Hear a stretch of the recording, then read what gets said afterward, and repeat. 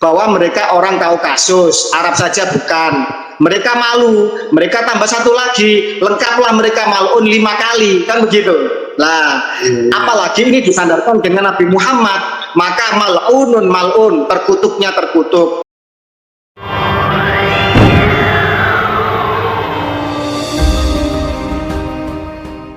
Kita mengenal di dalam kaidah pernasaban, barang siapa mengaku anaknya orang lain, maka dia mal'un atau terkutuk. Dia menyiapkan tempatnya di neraka jahanam. Barang siapa ditanya siapa bapaknya terus dia malu, maka dia juga mal'un, terkutuk juga. Tetapi mal'unnya masih 1 derajat. Tetapi barang siapa membatalkan nasabnya orang lain dengan tanpa bayinah, tanpa bukti, tanpa argumentasi, maka dia mal'un 3 kali. Begitu. Lah, klaim Ba'alwi ini selain juga mengaku-ngaku keturunan orang lain, dia mal'un sekali. Kemudian dia membatalkan nasabnya Wali Songo dengan tanpa bayinah, dengan tanpa bukti, dengan tanpa argumentasi yang kuat, maka dia mal'un 3 kali. 1 tambah 3 sama dengan 4, kan begitu. Nah, kemudian sekarang ada lagi penelitian, ada lagi hasil ilmiah bahwa mereka orang Kaukasus, Arab saja bukan. Mereka malu, mereka tambah 1 lagi, lengkaplah mereka mal'un 5 kali, kan begitu. Nah, apalagi ini disandarkan dengan Nabi Muhammad, maka mal'unun mal'un, terkutuknya terkutuk. Jadi terkutuknya terkutuk 5 kali derajat. Jadi begitu. Nah, terkait mengenai masalah apakah mereka puasanya diterima selama rukun sah dan rukun syarat wajib, syarat dan lain sebagainya itu dipenuhi, ya bisa jadi sah, tetapi diterima tidaknya itu urusan Allah, kan begitu. Lah, pertanyaannya, orang yang mengkapling dirinya di neraka jahanam, mal'unun mal'un, apakah ibadahnya itu diterima sama Allah? Bukankah Allah murka kepada dirinya? Ya silakan dijawab dengan akal sehat, kan begitu. Artinya saya menyambungkan bahwa bertobatlah hai klaim Ba'alwi, bahwa ketika sekelompok orang yang tercerahkan dengan bayinah, dengan argumentasi yang kuat, dengan pembuktian ilmiah, telah berani menyatakan bahwa nasabmu tidak tersambung kepada Nabi Muhammad, maka sebenarnya kita menyelamatkan engkau semua dari terkutuk 3 derajat, terkutuk 3 kali lipat. Maka bertobatlah, insya Allah pintu maaf Allah itu sangat luas. Seandainya dosamu, katanya Allah Ta'ala, dosa hambaku sepenuh langit dan bumi, sekali dia bersujud meminta ampun kepadaku, meminta maaf kepadaku, bertobat kepadaku, maka akan aku bersihkan seperti bayi yang baru lahir. Ini di hadis qudsi. Artinya apa? Dengan pertobatan yang betul-betul nasuha dan betul-betul menerima takdirnya bukan sebagai cucu Nabi dan mengejar ketakwaan, mengejar memperbaiki adab dan kemudian memperbaiki amal ibadahnya, saya yakin Bani Alwi ini bisa jadi menjadi kekasih Allah, menjadi wali-wali Allah sebagaimana yang mereka selama ini dongengkan. Jadi kembali lagi bahwa di bulan puasa ini mari bermuhasabah, mari bermuwajahah kepada Allah dengan sesungguh-sungguhnya. Mari kita kembali agar nanti di Idul Fitri menjadi pribadi-pribadi yang betul-betul suci, pribadi yang betul-betul kembali ke hadirat Allah seperti bayi yang baru lahir. Syaratnya apa? Ya taubatan nasuha. Allah juga Maha Pengasih, Maha Pengampun, Maha Penyayang. Yasiru walatu asir. Cukuplah kalian semua itu menyatakan, mendeklar secara terbuka, secara publis bahwa dengan bukti A, B, C dan lain sebagainya, kami dengan ini memohon maaf kepada bangsa Indonesia, kepada seluruh umat Islam yang telah kami yang mungkin kekhilafan kami atau keras kepala kami atau kesalahan kami di masa silam atau yang pernah kami dawir dan lain sebagainya, kami memohon maaf secara terbuka. Insya Allah bangsa Indonesia bangsa yang pemaaf, bangsa yang ramah, bangsa yang berbesar hati, berbesar jiwa. Dengan itulah bangsa ini dibangun, dengan Bhinneka Tunggal Ika dan dengan Pancasila. Saya yakin bangsa yang baldatun thayyibatun wa rabbun ghafur ini, bangsa yang mengikuti akhlaknya Kanjeng Nabi ini akan memaafkan kalian semua, asalkan kalian benar-benar sungguh-sungguh meminta maaf dan tidak akan mengulangi kejahatan-kejahatan kalian, baik kejahatan di dalam hati, baik kejahatan di dalam narasi maupun kejahatan di dalam perbuatan-perbuatan nyata selama ini yang telah merugikan masyarakat luas. Itu yang pertama.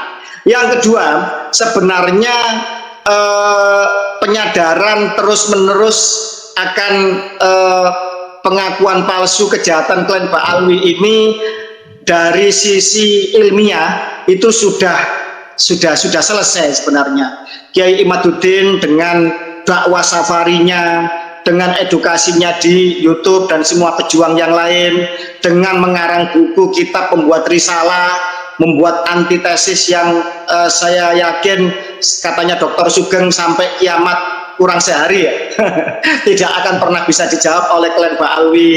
Dan kemudian baik dari itu para youtuber kita sekarang di netizen, mereka sudah menjadi bahan candaan, bahan tertawaan, seolah-olah mereka sudah tidak punya harga diri lagi. Mereka jadi bahan mainan, bahan candaan dari Gen Z kita. Itu sebenarnya sudah harus mereka itu introspeksi diri. Cuma karena memang ini masalahnya masalah kehormatan, masalahnya masalah rupiah, masalahnya nasab untuk nasib, jadi sebagian besar masih bertahan untuk mempertahankan narasi sesatnya. Karena itu kemudian kita tidak hanya butuh yang namanya narasi saja, kita harus melangkah lebih maju, melangkah lebih ke depan, melangkah lebih cerdas. Yaitu apa? Yaitu bahwa alhamdulillah kita harus melibatkan negara, dan insya Allah petinggi-petinggi negara sudah mulai pada turun. Tapi yang heran, PBNU masih sampai hari ini masih melakukan pembodohan. Ya tinggal tunggu saatnya. Tapi insya Allah di dalam pemangku negara sudah mulai ada kepedulian, ada perhatian, dan ada tindakan lah insya Allah tidak lama lagi. Itu yang pertama. Yang kedua, kita perlu untuk melangkah lebih cerdas, lebih taktis pada level masalah hukum. Bahwa suatu kejahatan tidak boleh dibiarkan, ini mutlak benar.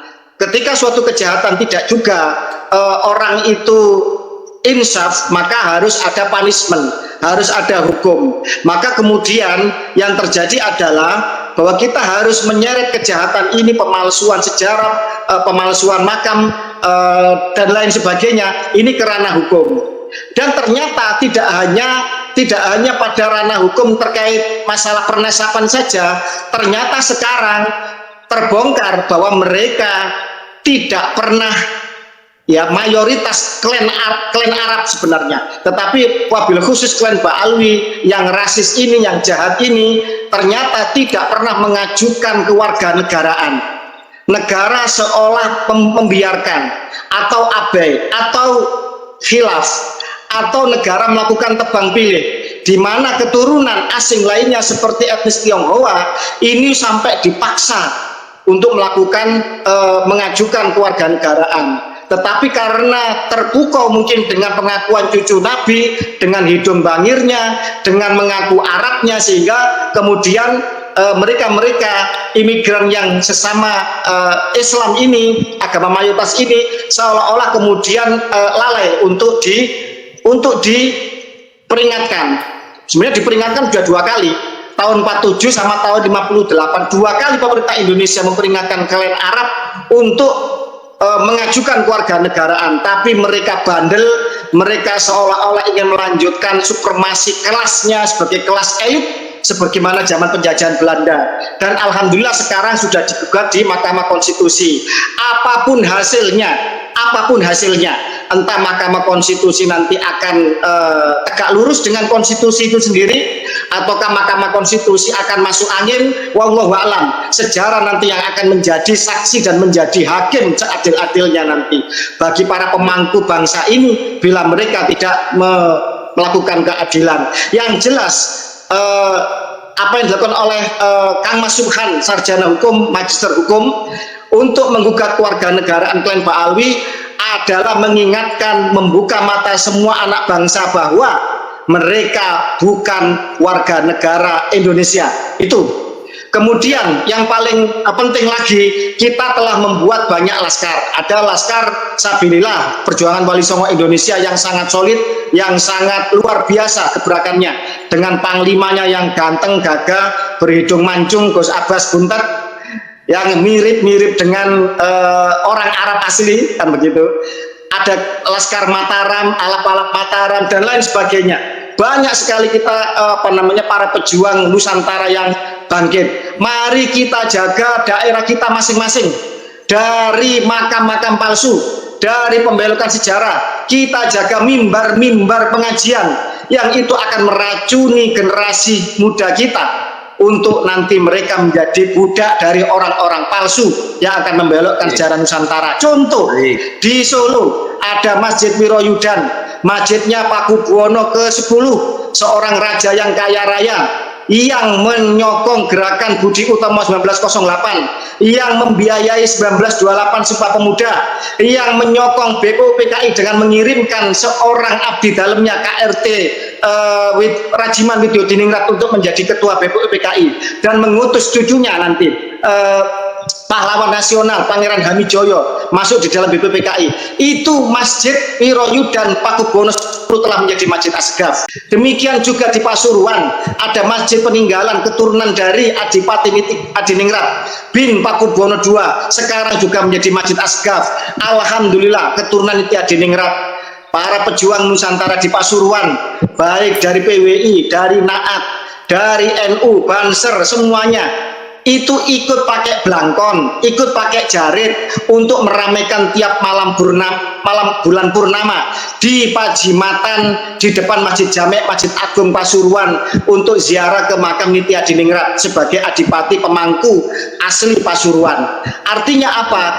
500 sampai 1000 orang tiap malam bulan purnama pakai belangkon, solawatan dengan langgam Jawa, ziarah ke makam Pajimatan, pendiri, pahlawan, dan orang yang memiliki warisan asli Pasuruan. Alhamdulillah, semoga di daerah-daerah lain timbul kebangkitan yang sama. Dan mohon maaf, kita harus lebih maju melangkah. Tidak perlu ditanggapi orang-orang tidak penting, tidak jelas, orang-orang pekok seperti Haplogroup L, Sikori, Bangladesh, itu tidak perlu, nggak ada gunanya. Itu manusia-manusia yang cari cuan, cari rupiah. Orang nggak jelas itu orang yang hanya nimbrung, pengkhianat kanan kiri. Siapa yang bisa ngasih duit dia akan berpihak. Wah, itu tidak perlu ditanggapi itu Bangladesh itu. Karena apa? Haplogrupnya L, haplogrup L India. Jelas orang Bangladesh itu sama itu dengan Rohingya itu, pengungsi-pengungsi gak jelas itu. Sama lagi itu yang pinter muter-muter si Suneo. Siapa itu yang haplogrup R seperti Benyamin Netanyahu, ya Perdana Menteri Israel.